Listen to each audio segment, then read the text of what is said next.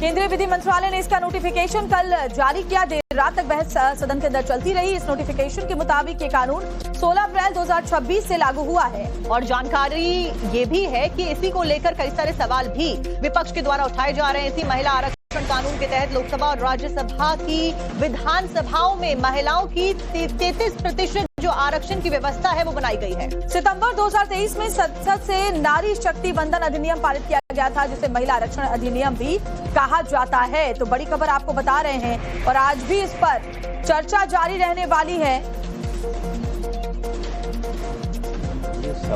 केंद्रीय विधि मंत्रालय ने इसका नोटिफिकेशन कल जारी किया। देर रात तक बहस सदन के अंदर चलती रही। इस नोटिफिकेशन के मुताबिक ये कानून 16 अप्रैल 2026 से लागू हुआ है और जानकारी ये भी है कि इसी को लेकर कई सारे सवाल भी विपक्ष के द्वारा उठाए जा रहे हैं। इसी महिला आरक्षण कानून के तहत लोकसभा और राज्यसभा की विधानसभाओं में महिलाओं की 33% जो आरक्षण की व्यवस्था है वो बनाई गई है। सितंबर 2023 में संसद से नारी शक्ति वंदन अधिनियम पारित किया गया था, जिसे महिला आरक्षण अधिनियम भी कहा जाता है। तो बड़ी खबर आपको बता रहे हैं और आज भी इस पर चर्चा जारी रहने वाली है। केंद्रीय विधि मंत्रालय ने इसका नोटिफिकेशन कल जारी किया। देर रात तक बहस सदन के अंदर चलती रही। इस नोटिफिकेशन के मुताबिक ये कानून 16 अप्रैल 2026 से लागू हुआ है और जानकारी ये भी है कि इसी को लेकर कई सारे सवाल भी विपक्ष के द्वारा उठाए जा रहे हैं। इसी महिला आरक्षण कानून के तहत लोकसभा और राज्यसभा की विधानसभाओं में महिलाओं की 33% जो आरक्षण की व्यवस्था है वो बनाई गई है। सितंबर 2023 में संसद से नारी शक्ति वंदन अधिनियम पारित किया गया था, जिसे महिला आरक्षण अधिनियम भी कहा जाता है। तो बड़ी खबर आपको बता रहे हैं और आज भी इस पर चर्चा जारी रहने वाली है।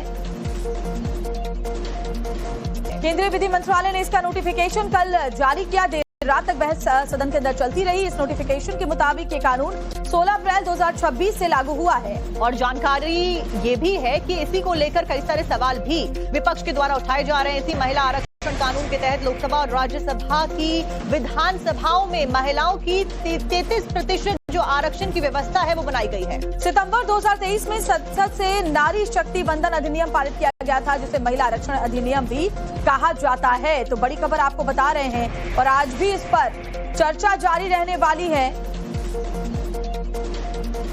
केंद्रीय विधि मंत्रालय ने इसका नोटिफिकेशन कल जारी किया। देर रात तक बहस सदन के अंदर चलती रही। इस नोटिफिकेशन के मुताबिक ये कानून 16 अप्रैल 2026 से लागू हुआ है और जानकारी ये भी है कि इसी को लेकर कई सारे सवाल भी विपक्ष के द्वारा उठाए जा रहे हैं। इसी महिला आरक्षण कानून के तहत लोकसभा और राज्यसभा की विधानसभाओं में महिलाओं की 33% जो आरक्षण की व्यवस्था है वो बनाई गई है। सितंबर 2023 में संसद से नारी शक्ति वंदन अधिनियम पारित किया गया था, जिसे महिला आरक्षण अधिनियम भी कहा जाता है। तो बड़ी खबर आपको बता रहे हैं और आज भी इस पर चर्चा जारी रहने वाली है।